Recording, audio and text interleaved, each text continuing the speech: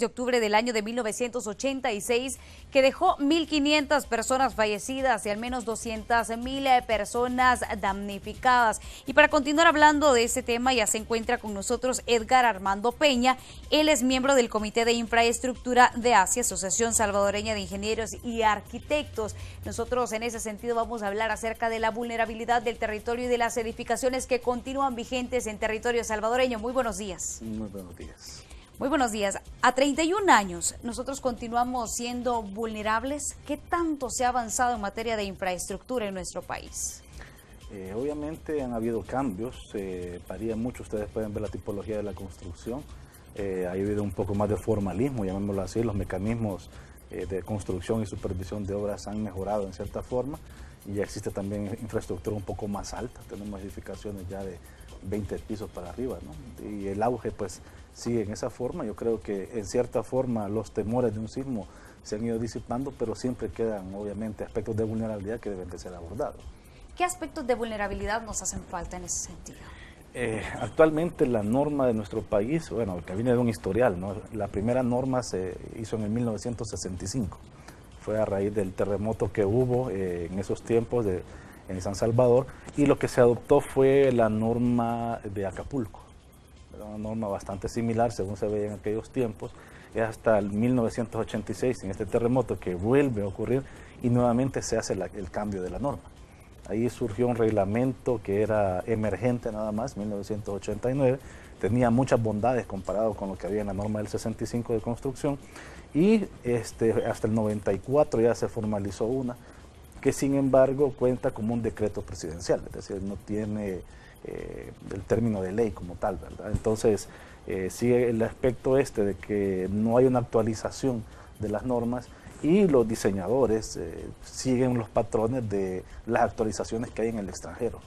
Aquí o no, no deja siempre de existir un miedo de qué es lo que se está aplicando realmente a la hora de diseñar una edificación. Y en ese sentido me es necesario consultarle acerca de los estándares de calidad antisísmica que tenemos en territorio salvadoreño hasta estas alturas. Sí, en términos de construcción antisísmica no existe la referencia como tal, sí hay el término de edificación sismo resistente y tengo que decirlo, la filosofía que tenemos ahorita de diseño está para que las estructuras sufran daño, es decir, es un nivel de daño que es tolerable.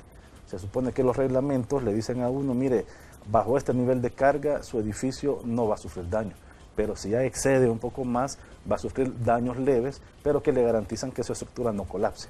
Obvio que se incurren gastos de reparabilidad. No hemos entrado todavía a las tecnologías de aislamiento basal, disipación de energía, que creo que a futuro sería una solución que por lo menos ahorita creo que tal vez por los costos o algo, las empresas todavía no han visualizado como tal, pero son tecnologías que ya tienen un poco más tender a la palabra antisísmico, buscar una manera de quitar el efecto que los sismos generan en las estructuras. Tengo entendido que usted se encontró en la zona oriente, ¿no?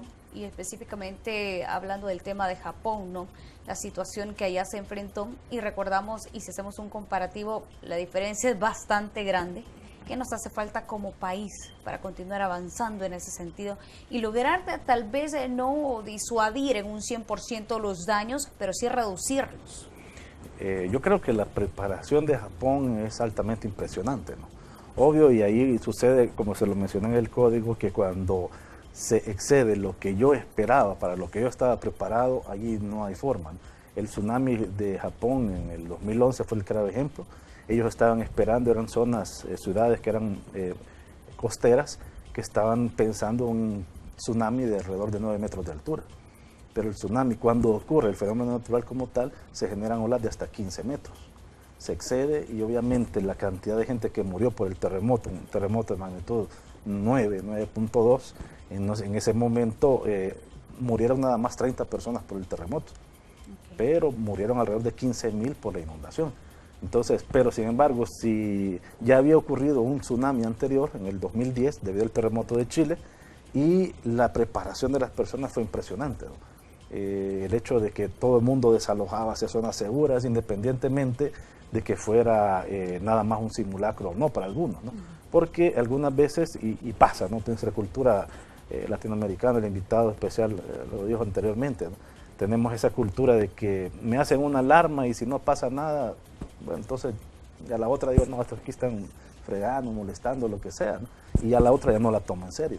Allá sí toman en serio todo. Son cuestiones a veces de cultura que creo que sí necesitan un cambio profundo aquí en nuestro país. Una situación que se repite de manera similar si hablamos nosotros en este caso de los países de América Latina, pero en ese sentido es importante también cuestionar y consultar acerca si nuestro país podría sobrevivir a un nuevo terremoto de esa magnitud.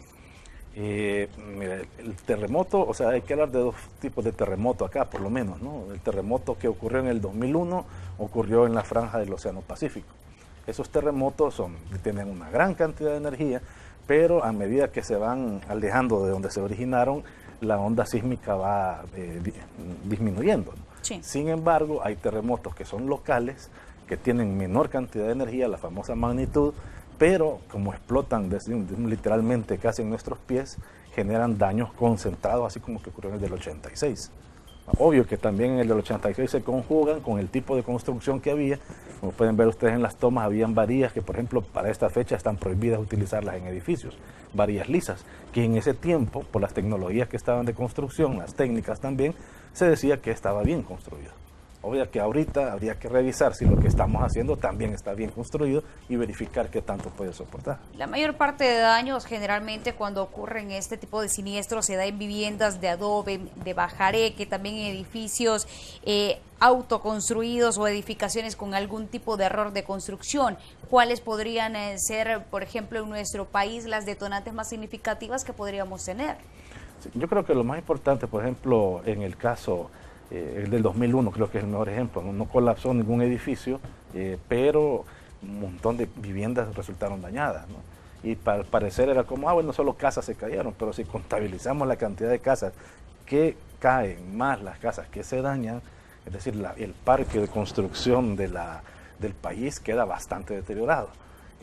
Obvio que las construcciones, como usted dice, las que son informales, en ocasiones llegan a ser las más susceptibles a que vaya a ocurrir un daño.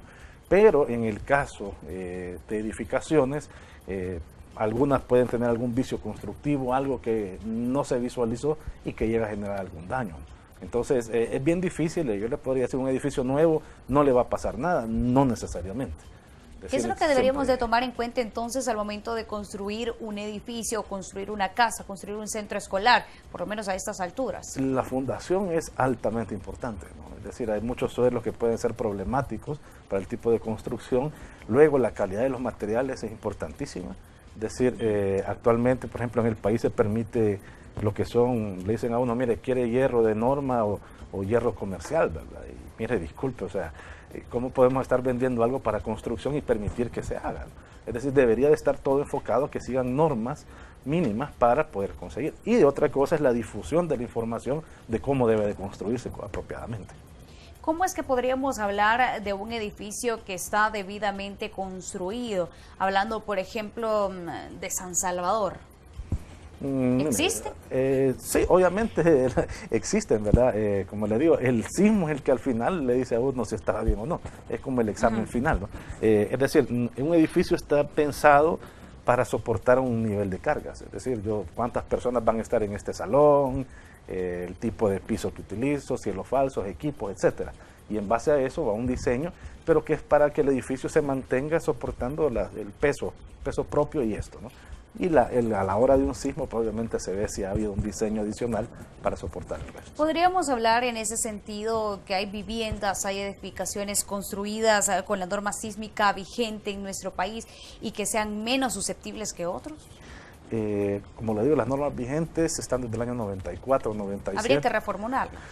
Se debe de hacer, desde la Asociación Salvadoreña de Ingenieros se está haciendo todo el esfuerzo ahorita también por buscarlo, pero de una manera holística, es decir, que integre todo, porque no es solo la muy estructura. Ya también el invitado le mencionaba, ¿no? O sea, yo puedo tener mi edificio más seguro, pero comienzan a caer lámparas, aires acondicionados, no hay agua, el gas, si existe una instalación de gas, se genera un incendio, etcétera. Existen una serie de condicionantes que hacen más problemático que el hecho de que el edificio se mantenga. Entonces, se necesita una normativa completa, general de construcción, en la cual se pueda abarcar todo aspecto de seguridad. Es decir, que en ese sentido todavía como país no hemos dado un paso en firme. Sí, hay iniciativas ya, pero creo que sí se debe tomar un poco más de fuerza de parte de las autoridades para decir, sí, miren, montemos esto como tal. Es decir, que solamente nos hemos dedicado a ejecutar medidas de protección, por ejemplo, el tema de los simulacros, pero no estamos hablando del tema de raíz. Correcto. Es decir, sí, bueno, usted puede tener un simulacro y el edificio colapsa. Es decir, ya tenemos un problema porque cálmese, pero si el edificio colapsó no se va a calmar de nada, ¿no? Es decir, hay que tener una mentalidad también en el caso de que hay otras personas, gentes que son responsables, caen los ingenieros, en arquitectos, los constructores como tal, de que deben de garantizar que la obra se siga estándares. Y esos estándares, obviamente, si están desfasados, no podemos seguirlos y estamos utilizando otros así, mira, aquí conseguí uno, aquí conseguí otro, etcétera, este es el que mejor se adapta y lo utilizo, ¿no? Y eso a veces uno dice, bueno, ¿y le va a funcionar o no? ¿Verdad? Funciona en otro país, aquí habría que ver cómo funciona. Bien, llegamos a las 9:26 de la mañana. Vamos a hacer una breve pausa y enseguida regresamos con más del segmento de la entrevista. Ahí.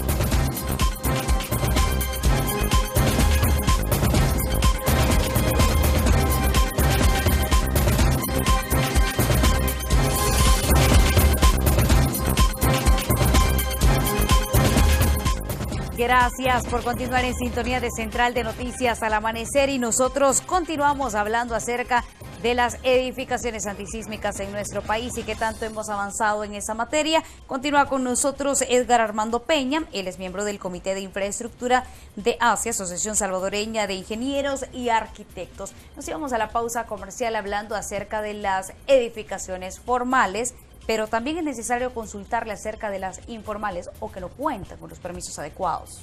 Sí, correcto.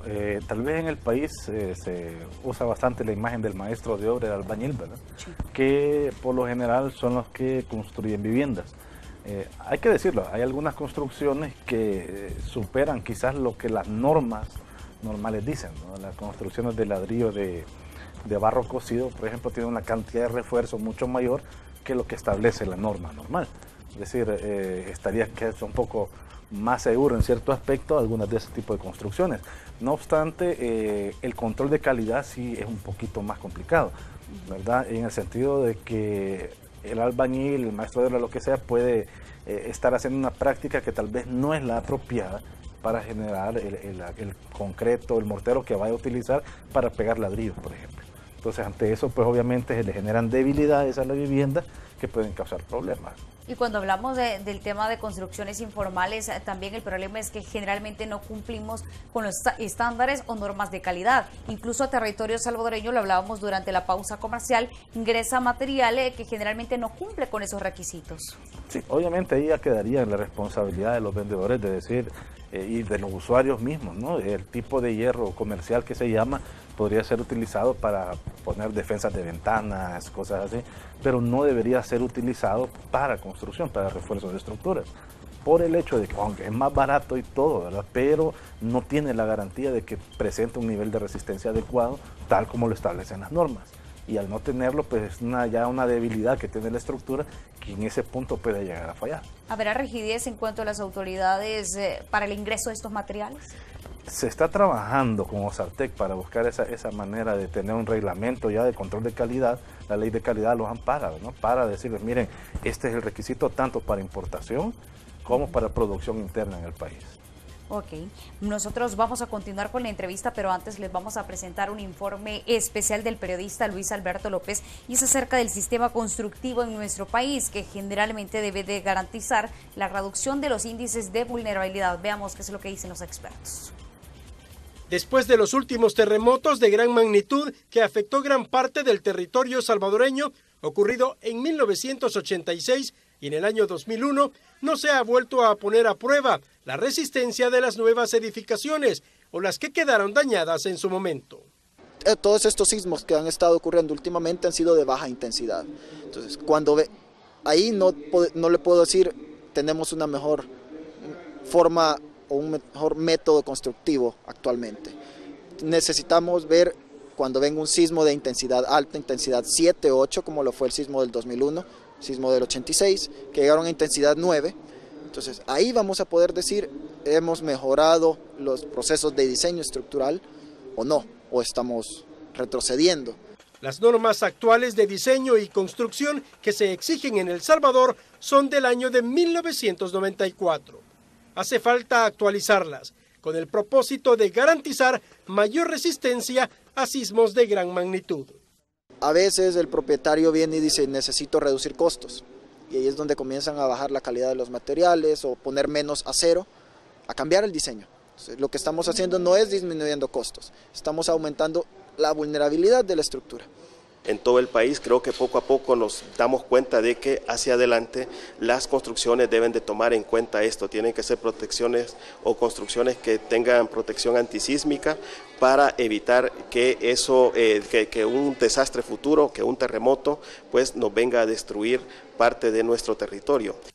Más aún cuando poco se planifica en desarrollo territorial y se concentran las poblaciones en centros urbanos. Parte de los problemas que tenemos de riesgos ante fenómenos naturales es que la mayor parte de la población del país está concentrada en el área urbana de San Salvador. Entonces aquí tenemos casi 1,5 millones o más personas viviendo en un territorio muy pequeño.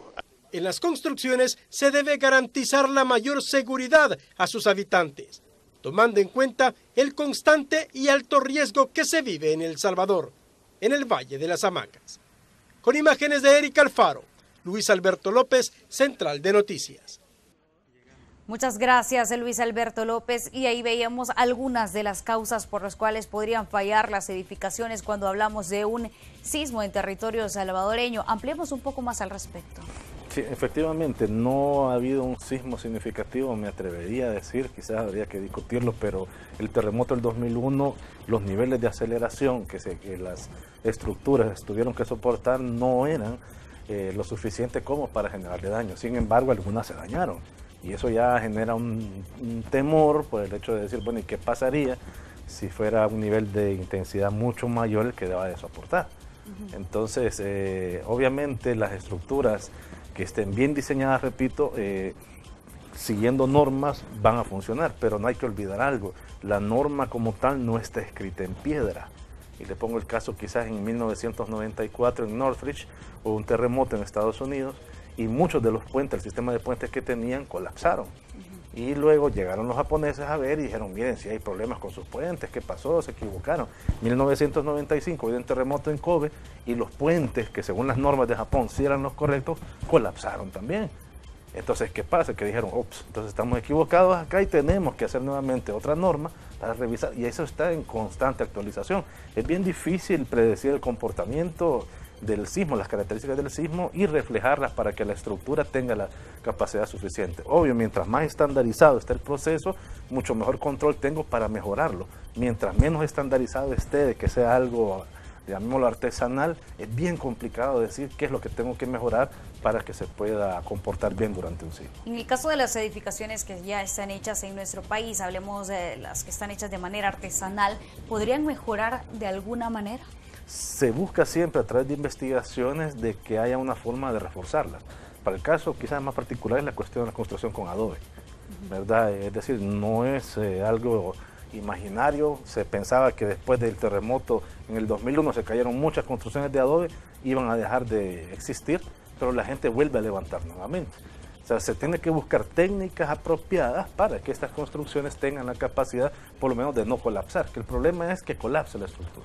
Cuando es algo que es de bajo costo, la gente dice, bueno, pues la puedo volver a levantar, ¿verdad? Entonces hay que buscarle siempre técnicas, igual para construcciones de bloque, etcétera, algo que pueda garantizarme un poquito más de resistencia y que no genere una herida, que pueda generar por lo menos una herida en una persona. Uno de los puntos que continúa causando conmoción todavía cuando ya se cumplen 31 años es el desplome de los diferentes centros escolares, y uno de ellos, el que se encuentra ubicado en la zona de San Jacinto, para ser específicos, el Centro Escolar Santa Catalina. En ese sentido, ¿cree usted que las construcciones a nivel de centros educativos han avanzado? Fíjese que actualmente, yo soy docente en la Universidad de El Salvador, tuvimos una iniciativa con la UNESCO, que era sobre verificar el nivel de seguridad que ofrecen los centros escolares. Se detectó que muchas edificaciones tienen todavía algunos detalles que podrían generar problemas durante un sismo. Es decir, hay una columna, está una pared muy cercana a ella que a la hora de moverse puede golpearla, rajar la pared o rajar la columna, que sería lo peor. Hay ciertas cuestiones en los centros escolares que por el uso que tienen ya el mantenimiento, a la hora de que se genere sacar a todos los niños, pueden haber raspones, materiales oxidados, etcétera. El espacio es muy poco quizás para tener a los niños en una zona de refugio, una zona segura. Entonces hay ciertas consideraciones que sí deben tomarse en cuenta. Algunos centros escolares que por su tamaño tienen todas las condiciones para aún ser albergues, pero hay otros que tienen esa particularidad de que después del terremoto fueron puestos en construcciones que no eran para eso. Para decirle, este edificio, por ejemplo, ha sido diseñado obviamente para las instalaciones del canal.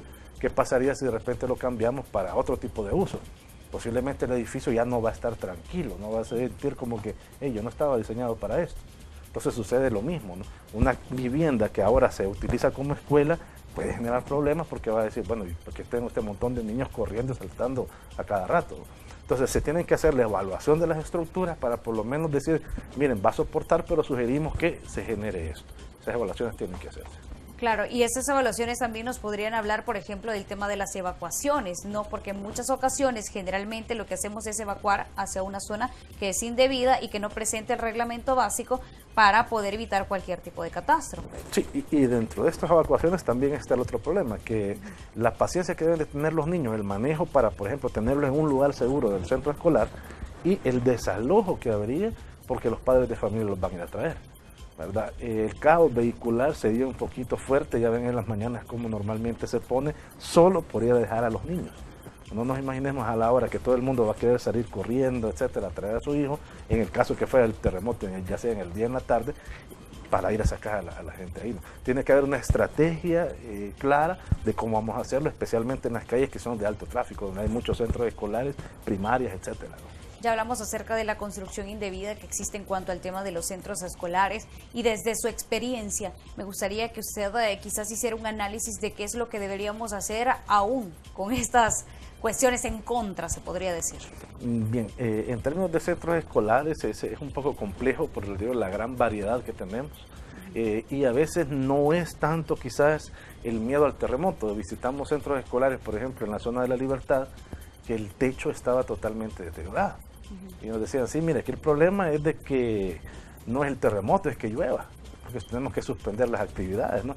Y por otro lado también estaba el hecho de que está en zonas que son altamente inundables, ¿verdad? Entonces ahí se generan otros problemas y otras que pueden ser de afectación directa de un sismo, es que está el centro escolar y cerca está una pendiente que uno dice, esto a la hora de un sismo va a deslizarse y va a generar caída de rocas, etcétera, y que pueden dañar el centro escolar. O sea, es bien compleja el hecho, no solo de la muy edificación como tal se debe tomar en cuenta, sino todos los aspectos completos, porque el centro escolar es estratégico realmente en una comunidad.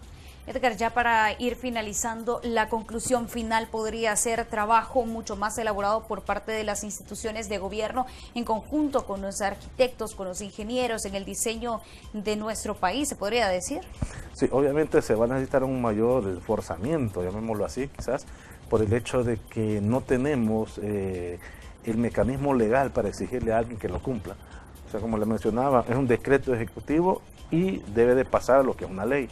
Sin embargo, debería tener esa flexibilidad lo suficiente el mecanismo como para que se puedan hacer modificaciones técnicas sin que pasara por la asamblea.